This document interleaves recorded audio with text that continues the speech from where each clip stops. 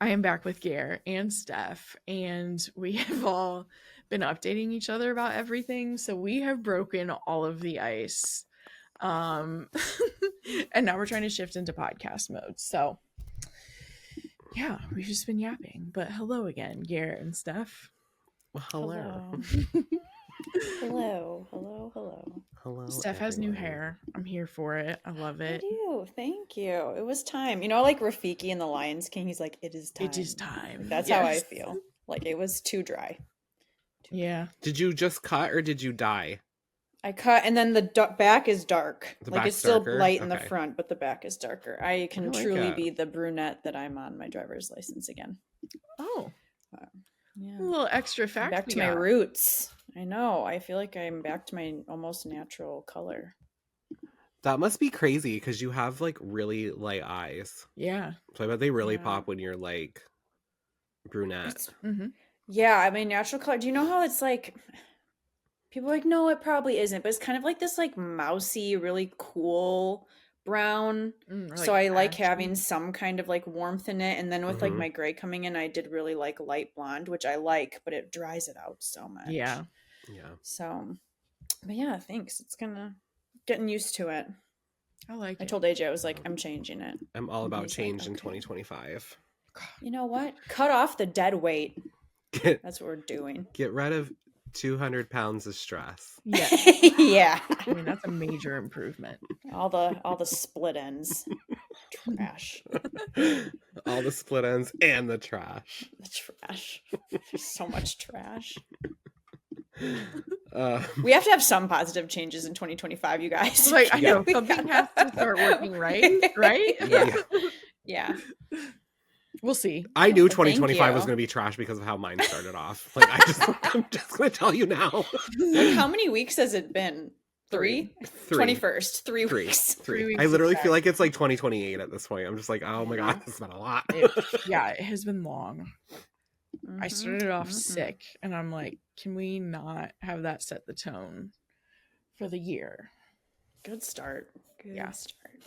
But we were talking about TBRs and what we're trying to fit in now at the beginning of the year. So I think we're just going to talk about 3 of our TBR picks. Yeah. I will say my reading of January typically has been a pretty good month for me ratings wise, and it has continued in 2025. So I don't know if you two feel that way, but that is a highlight. Kate. Sorry. Oh, sorry, Kate. Not for me. Kate was like, maybe it's just me. I think it's just me. No, it's you and Gare. Well, the tricky thing is I read January books in December that I really loved. So there is that. The I loved the favorites. I loved there are ones I read, but the ones I've chosen, I have let myself down this month. We've still got 10 days ish. 10 days. Yeah. Yep. Well, actually, I can turn this positive because I think the next book that I'm going to start this evening, I feel like it's going to get me out of it. So, is it your first book you're going to talk about? Yes. Kick us off, girl. Yeah. Let's get to it. Yes. I will say, though, just as a quick little pause moment, your facial expression when Steph said that was like the facial expression of Dorinda saying, "Not well, bitch," on like the Real Housewives of New York. Yes. I'm Googling this right now. She's like, what is the reference? What are these Bravo people talking about? I'll tell you how I'm doing. Not well, bitch. Dude, she kind of looks like Heidi miss Montag. her. Like, I know she's problematic, but she's not as problematic as like Ramona. No. Wow, there's a lot of fan art of that moment. I will let you know. It is iconic. It's canon at this point. It is iconic. I'm gonna make sure I put that on the video. So if you're just listening, you can also go to YouTube if you want to see what we're talking about. Put the little picture of her in the corner. Yes. The not well. Yes. I love that. Okay. But I feel pretty confident this is going to get me out of it because I loved The Favorites by Lane Fargo so much. I'm going to read Temper by Lane Fargo is my next. Let's go. Foray. Dark as fuck. Oh my god, I'm so good. excited then. Okay, but it seems like it's dark in a fun way. And before we were recording, we discovered like I need something in a fun way because I was so depressed by my last book. But this one's going to be fun. So, Temper by Lane Fargo. After years of struggling in the Chicago theater scene, ambitious actress Kira Rasher finally lands the role of a lifetime. The catch, the mercurial Malcolm Mercer is the director, and he's known for pushing his performers past their limits, on stage and off. Kira's convinced she can handle Malcolm, but the theater's co-founder, Joanna Kyler, it's Cuyler, that's why I can't tell, but I think Kyler is another story. Joanna sees Kira as a threat to her own thwarted artistic ambitions, her twisted relationship with Malcolm, and the shocking secret she's keeping about the upcoming production. But as opening night draws near, Kira and Joanna both come to the realization that Malcolm's dangerous extremes are nothing compared to what they're capable of themselves. An edgy, addictive, and fiendishly clever tale of ambition, deceit, and power, suited for fans of the film Black Swan. Temper revels. I swear I can read. I'm just having to discipline my dog at the same time. Revels in its mind games, delivering twist after twist as it races towards a Shakespearean climax. Okay, as you started reading, I was like, this sounds like Black Swan a little bit. Yes. So that makes sense. When I started reading it, I had the same thing. Then when I got to the end, I was like, okay, yep. Yeah. It feels like it when you're reading it. It feels very like ominous and like, gosh. Black Swan has some really memorable moments of like, one of my scary thing for me is when you like look in the mirror and see something else. Yeah. Or like when she gets the little like goosebump things. I'm like, ooh, that's so creepy. So that's kind of interesting. Black Swan was, that's exciting. I feel like the further away we get from its release, I'm actually kind of impressed that it came out when it did. It was a little bit ahead of its time. Oh yeah. Yeah. And that cast was like fantastic. I'll never forget like Winona Ryder just like popping up and like being like, this is how you fucking do it. And crushing her little small role. Yeah. So what are you guys gonna read? Here you go. Okay.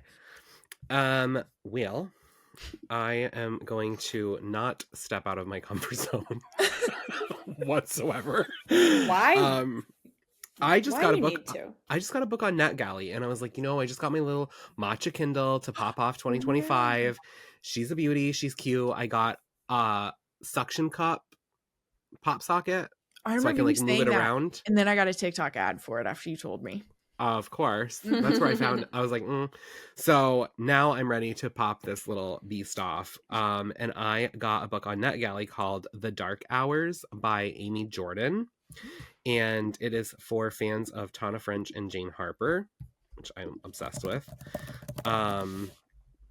So it is about Julia Hart has found the perfect place to disappear.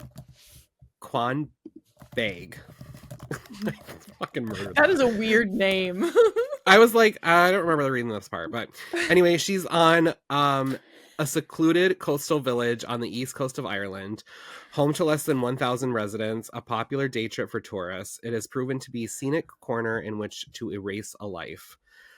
This corner of the world is so peaceful at times it feels uninhabited. That's why she chose to disappear here, but Julia knows anything is possible in the dark hours.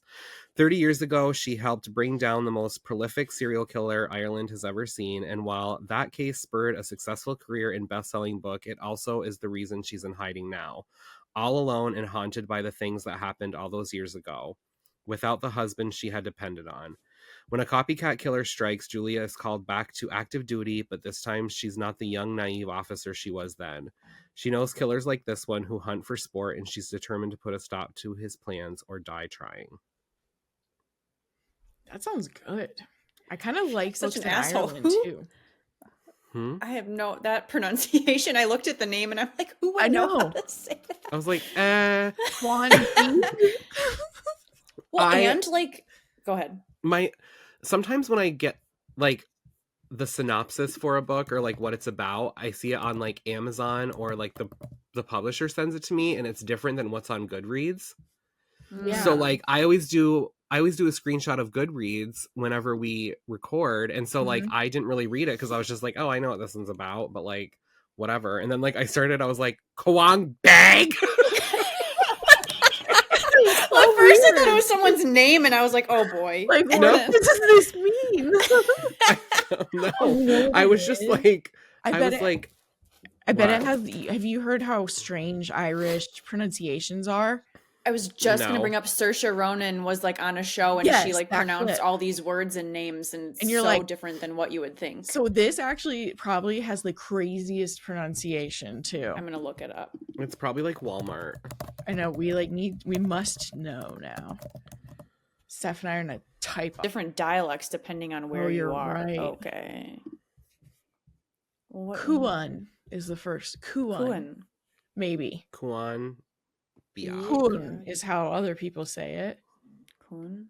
And Kuan is how another dialect says it. What was the other? Big? Big. Yeah. Oh, here we go. I was like, she's in Ireland. Bug is how. Bug. Kun bug. Bug. Kuan bug? Biog is how some of them say it. Biog and bug. So you could say it anyway and pretty much it might work out. Except for the way I said it when I was reading it. Except for that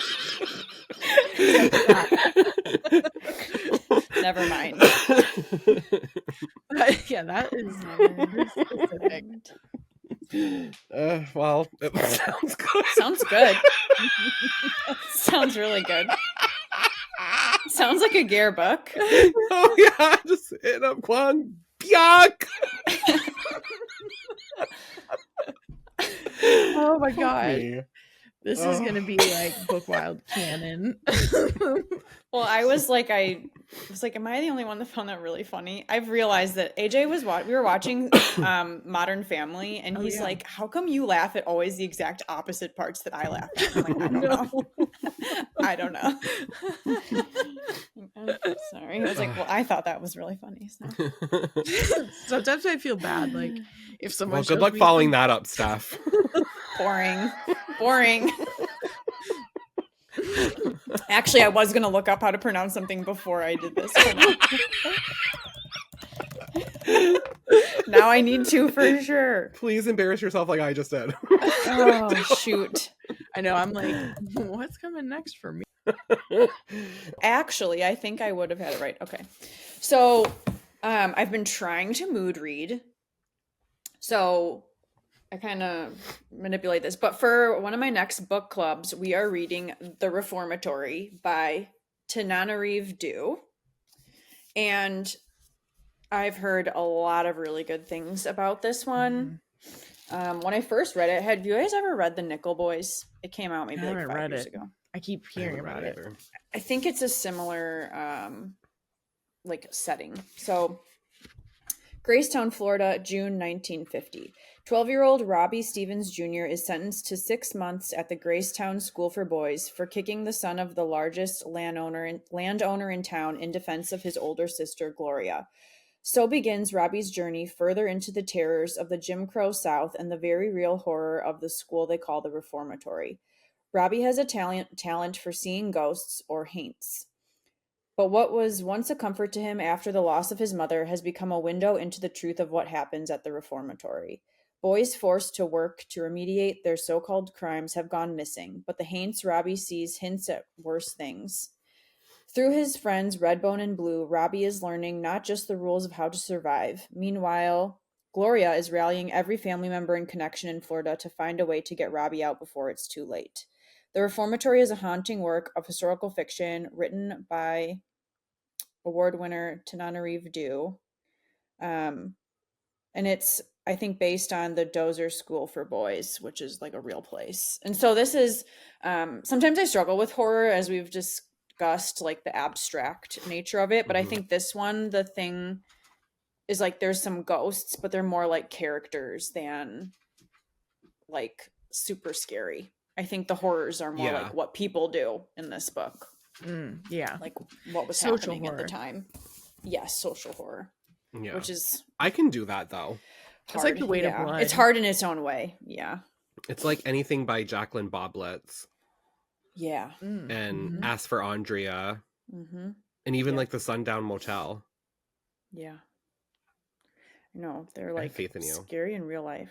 Yeah. So I've heard really, really, really good things about that book, and it's kind of a chunky one, but I've heard it goes pretty quickly.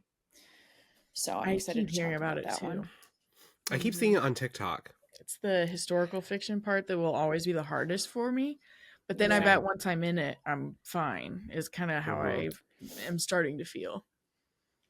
Yeah. Yeah, I think that it will be like one of those things where it's kind of like scary and probably really bleak. But yeah, I've heard it's really good. Nice. So it might be a good one for Gare. I'm not sure. Yeah, I was like, ooh. Really? You had me at hello. Oh, wow. So earlier, I don't think we were recording. We talked a lot before, so it's hard for me to remember. But Gare brought up we used to live here. You know, my hyperfixation that still has not gone away. And someone in the YouTube comments recommended this one as having some similar vibes. So this book, Rabbits by Terry Miles, is my next one. And it says it is a surreal and yet all too real techno thriller in which a deadly underground alternate reality game might just be altering reality itself. So it's a long synopsis, so buckle up. It's an average What was the name of the author? Sorry, what was the name of the author? Terry Miles. Okay. It's an average day. It's an average work day. You've been wrapped up in a task and you check the clock when you come up for air, 4:44 p.m. You go to check your email and 44 unread messages have built up. With a shock, you realize it's April 4th, 4/4. And when you get in your car to drive home, your odometer reads 44,444. Coincidence, or have you just seen the edge of a rabbit hole? Rabbits is a mysterious alternate reality game so vast it uses our global reality as its canvas. Since the game first started in 1959, 10 iterations have appeared and 9 winners have been declared. Their identities are unknown. So is their reward, which is whispered to be NSA or CIA recruitment, vast wealth, immortality, or perhaps even the key to unlocking the secrets of the universe itself. But the deeper you get, the more deadly the game becomes. Players have died in the past, and the body count is rising. And now the 11th round is about to begin. Enter Kay, a rabbit's obsessive who has been trying to find a way into the game for years. The path opens when Kay is approached by billionaire Alan Scarpio. That is such a billionaire name.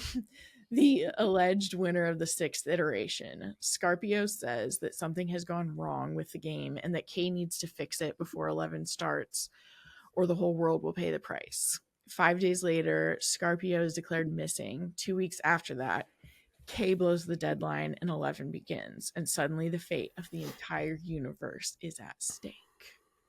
Damn. So, that cover's cool. That cover is very cool. Lots going on. That gave me the most anxiety. I think I would like freak the fuck out. Oh, and also this is our book club pick for February. See you guys in March. So Laura and Justine and I will be reading this. I saw it just I keep seeing like tarot readers on TikTok.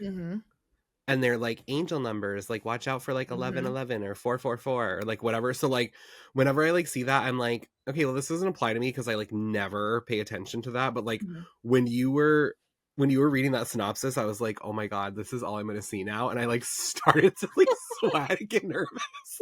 That's crazy. All the 4s. So that does sound right up your alley. It does sound up my alley. Have you guys ever watched that show? So it's not it's not that much the same, but it reminded me of maybe it's a movie. It's a movie, Self-Reliance, with Jake Johnson and like Anna Kendrick. We did watch it. I thought the ending was going to be a lot different, but I did like it. I honestly don't remember anything about it except for the fact that it was like a game. Yeah. So when I thought about it, I was like, oh, and it was not what I expected at all. And I was like, just immediately picturing like those characters. Yeah. Actors and actresses. Anyway. Maybe I will. I've never seen that. We'll see. I don't like Anna weird. Kendrick. The way you whispered it was so funny. You're not the only one. No, I really don't like her. I don't like have Jake enough Johnson. Of an opinion, but I've been hearing how she's like demanding, diva-y. I just don't think that. I feel like she plays the same character no matter like what genre she does, and it just pisses me off. Her personality seems kind of the same a lot, and yeah. Like, I really want to watch that movie she's in about the woman from the 70s who like went on the. It's so. I think you'd like it. You'd like it. But I can't stand her. The whole time she's not in that much. She's not in as much as you think she is. It's actually more about other characters. It's way more like Bright Young Women than you're thinking. Okay. That's what I needed to say. Like, it is. I think you need to. I think you should watch Bite the bullet. Is it Woman of the Hour? Is that what it's called? Yes. I think that's what it's called. Yeah. Yeah, I think that there's like multiple little storylines that kind of are equal. Like hers isn't. She's actually kind of the background. Oh, good. As she should be. Yes. But yeah. Oh my God, Gare, I think that you will. The ending. I think you will love. You will love. I have to like, go. There is one for you. Yeah, there is one character that I think you will just. Yeah, I'm adding it to my list. Incredible, and it's not that long. It's only like an hour, isn't it? Or I think it's like an hour 20 or something. Yeah, it was very short. Oh, I'm into long movies now, so I'm like totally okay with that. Okay. New year, new queer. So tagline. Hashtag. Here I am.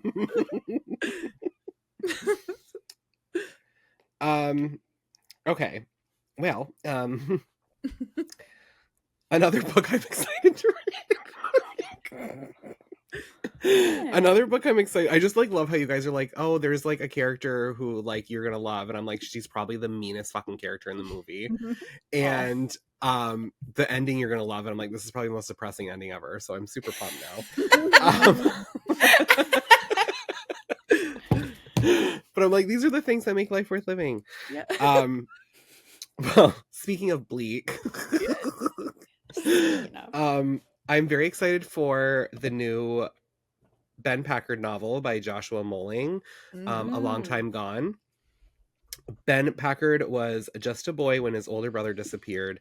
Ben watched him walk out the back door of his grandparents' house and into the cold night. His brother was never seen again. Decades later, Deputy Packard finds himself with too much time on his hands. A shooting has him on leave and under investigation, and for the first time in years, new information about his brother has surfaced that may lead him to locate the body. The midwinter ground is frozen solid. Worse, Packard is cut off from the department resources. As he strikes out to finally uncover the truth behind his brother's disappearance, he stumbles on a separate, suspicious death. A tenuous connection exists between the two cases, and as Packard starts to dig, he meets fierce resistance from friends and foes alike who want him to stand down. Ooh. I'm so excited for that. Joshua told me that there's an Easter egg in that book for me. Oh my gosh, Gare. Because I'm like, I want to marry Ben Packard. Like, I love him. And so maybe I'll be the book? No, I don't think so. I'm probably just going to be like the crazy ex-boyfriend, or like one of the dead bodies will be like, oh, Gare, Ben Packard had sex with him once and it was the best sex he ever had.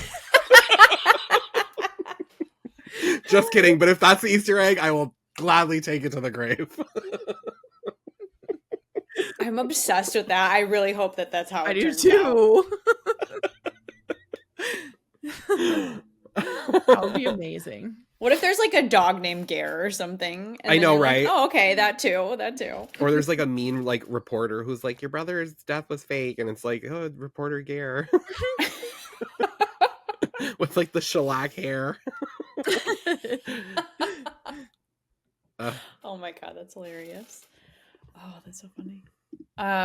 So my next one is actually a few months out, but it's another book club pick, and we voted on between three books of all kind of like old school female mystery authors. So it was a choice between a Agatha Christie book, a Sue Grafton book. She does all the alphabetical order books. Mm-hmm. And then the winner was Where Are the Children by Mary Higgins Clark.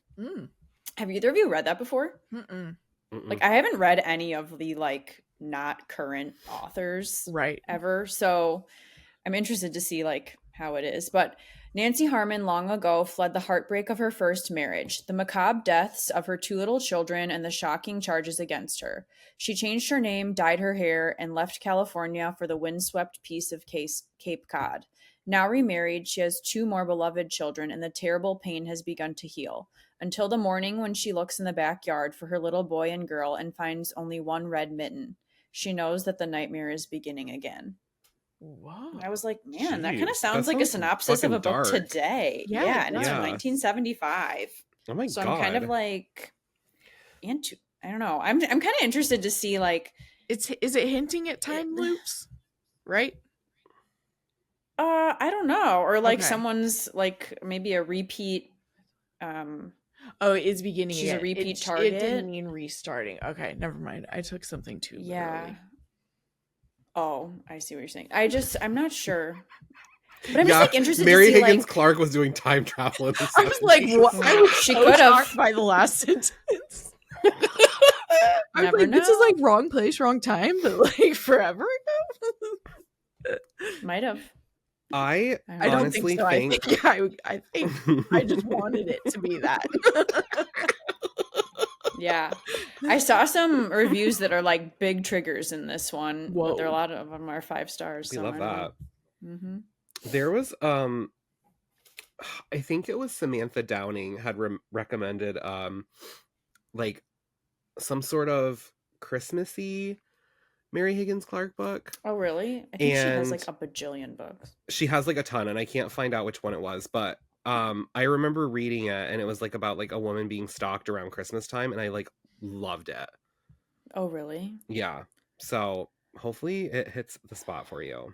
Yeah, I tried looking up just like because I was trying to pick just like the most popular one by each of those authors just to introduce people to them. And Mary Higgins Clark had like quite a few really popular ones. It's called A Stranger is Watching. Like. Ooh, scary. And I was like, ooh. Now there's one called really good. You Are Making Me Realize like that's at least a 2025 goal. I want to read something that's like backlist.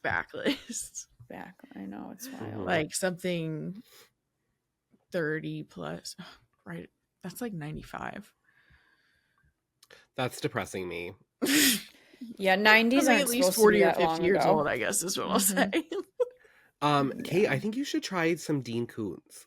Okay. Really? Was that kind of sci-fi-ish? Yeah. Or horror-ish? Yeah, he's like sci-fi, like horror-y. I like this. I mean, you know, I was going to do it for the women, but you got me with the sci-fi. I think that's something like my dad would read If it makes you feel any better, I know a lot of women who love Dean Koontz. There we go. I thought you were going to tell me he was gay. Maybe, I don't know. I thought you were going to be like, if it makes you feel any better, he's not a straight man. Watch him say something super problematic in like a week from now. And I'll be like, oh, fuck. You're like, Kate, cut it out. Cut it out. He looks like the grandpa on Modern Family, who I know is a famous actor, but I can't really remember. There's what is his name? What is the Hideaway? Hideaway. I think is the one I read by Dean Koontz, and it was pretty good, but I was like lost on a lot of it because it's sci-fi. But I was like, damn, this is fucking crazy. That is kind of what I'm looking for. There's a lot of one name. I just need my brain engaged, and sometimes that just like makes it. It's like this like so much more guy. This like guy gets in like a car accident. And like he dies, but like when he goes to the hospital, they like bring him back, and then he starts getting these like really weird visions from like a serial killer. And like he starts seeing like his daughter through the eyes of the serial killer. So he's like trying to find this guy so the serial killer doesn't go off his daughter. It's pretty good. I think it's like a movie too. That sounds terrible. I'm getting a deja vu because I think my dad was telling me about this book. Gary, you must have told me about it before, very similar plot. It says want to read. It has to. Oh my god! You told me. Yeah. Oh. Yeah. Maybe you talked about it because I'm like, God, I feel like I've heard this before. Wow. That is creepy. I remember Jeff Goldblum is in the movie. And like Alicia Silverstone is his daughter. Oh my gosh. It came out in 92. Like literally my birth year. Oh. It was probably the pub date was like when you were born. Yeah.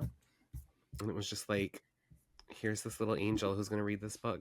So you said you did finish it or you didn't finish it? I did finish it, but like because I'm not a sci-fi person, a lot of it was lost on me. But because you are a sci-fi person and like diving into horror a little bit more, I think it would be good for you. Oh my god! I think that's a really interesting premise to have visions sometime this year or quarter or something. My next one is I'm trying to remember whose really good review I saw of this that made me like, oh, I really want to read it. Vantage Point by Sarah Slygar. I think that's how you pronounce that name. The old money Weiland family has it all: wealth, status, power. They're also famously cursed. Clara and her brother Teddy grew up on a small island in Maine in the shadow of their parents' tragic deaths, haunted by rumors and paparazzi. 14 years later, they've mostly put their turbulent past to rest. Teddy has married Clara's best friend Jess, and the three of them have moved back home to take over the sprawling remote family mansion known as Vantage Point. Then Teddy decides to run for the Senate, an unnerving prospect made much worse when intimate videos of Clara are leaked online. The most frightening part is that she doesn't remember filming any of them. Are the videos real? Are they deep fakes? Is someone trying to take down the Weilands once and for all?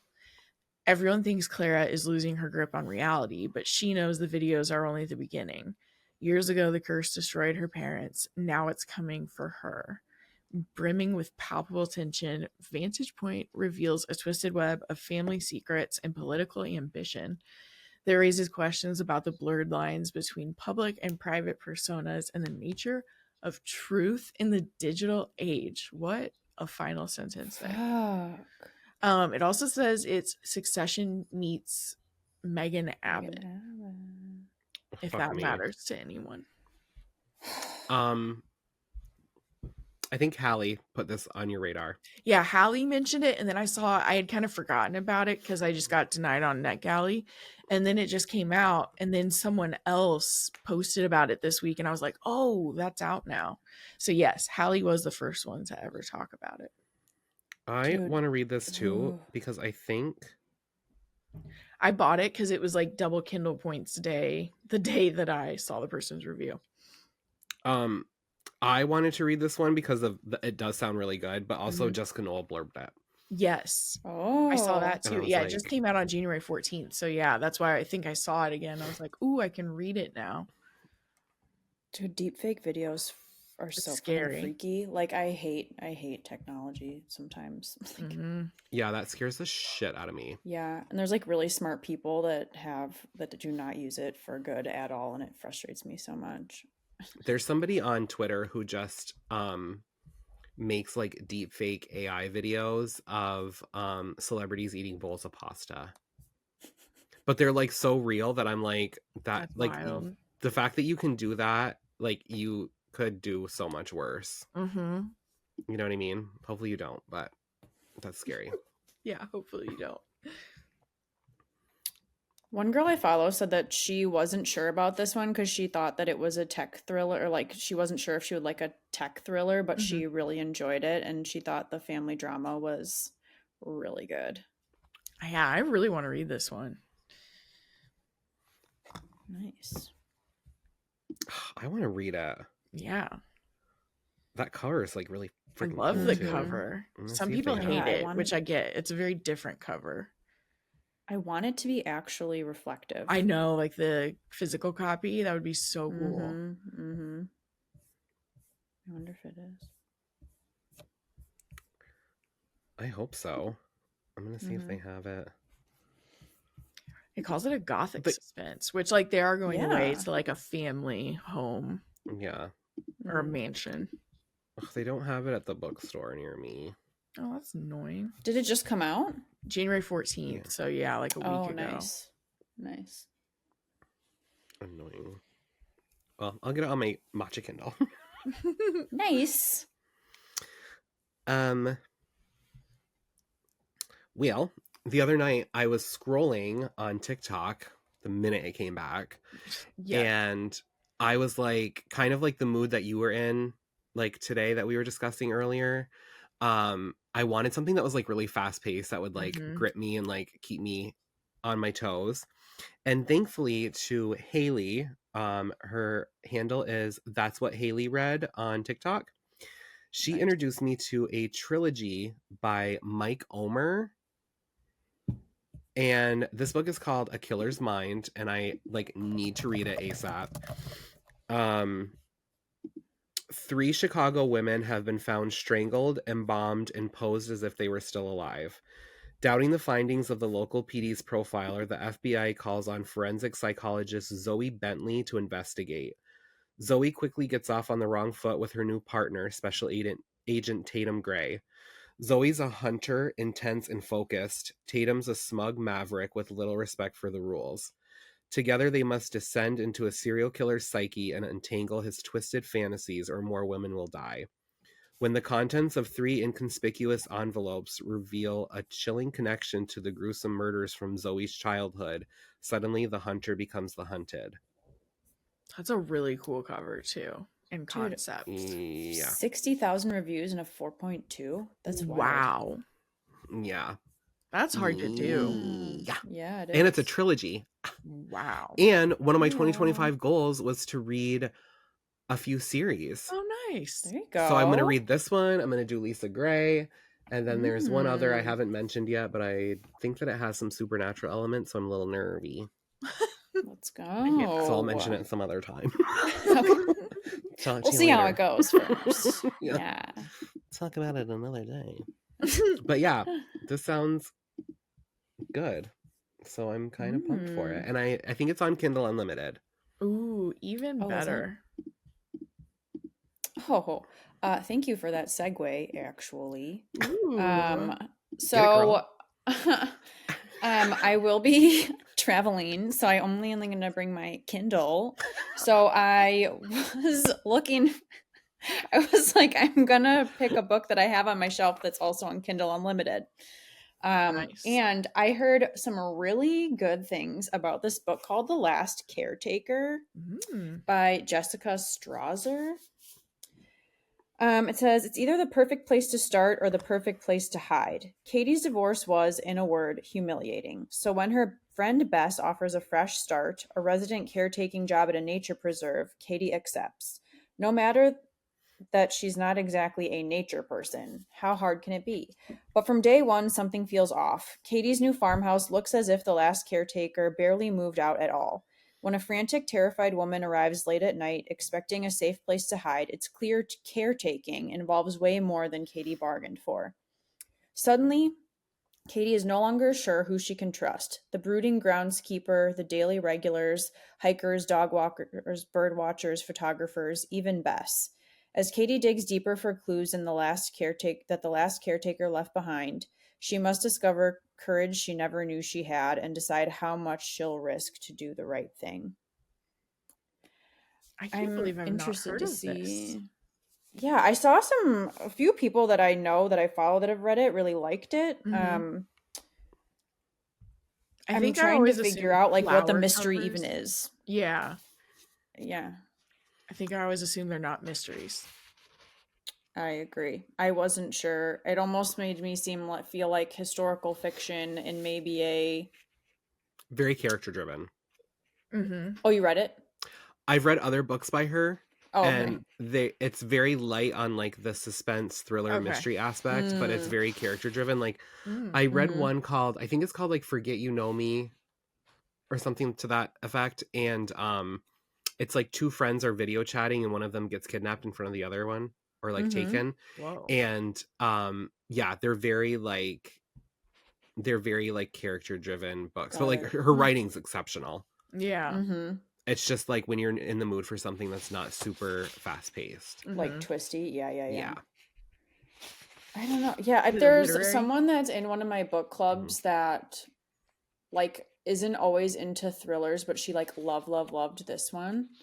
And so like that kind of makes sense that that would be a description for it potentially.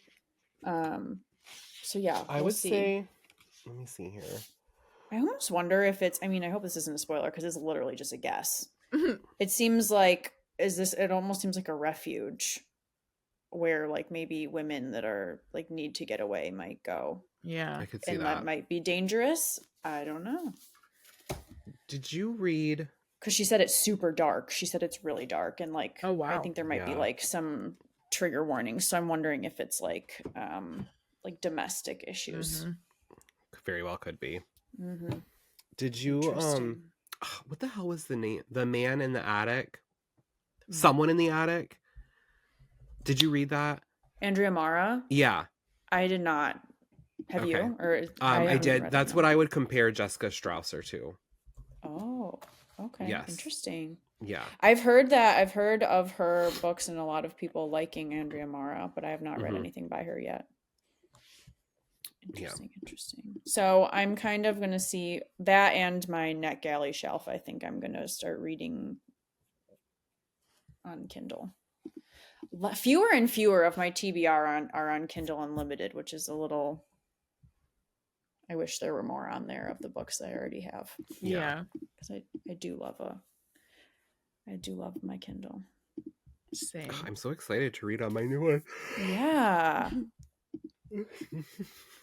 I just am like, I love having my books be pristine. So if I have a paperback copy, like I always will prefer the Kindle. Oh yeah. Like I don't want to bend my books. Yeah. I love when my books are like beat the shit out of them when I'm done. Do you? I love that's awesome. Yeah. Like I can see that once it happens. I think for me it's that like that initial corner bend. Yeah. The beginning. Like my spine here of like A Little Life is like pretty beat to shit. Yeah. But that was a lot of like throwing and there's like tears stuck to the cover, and I have heard like full on sob. Yeah. I think that and that Rabbit Hole and How We Name the Stars were probably like my ugliest cries while reading. But this was like the ugliest cry I've ever had reading.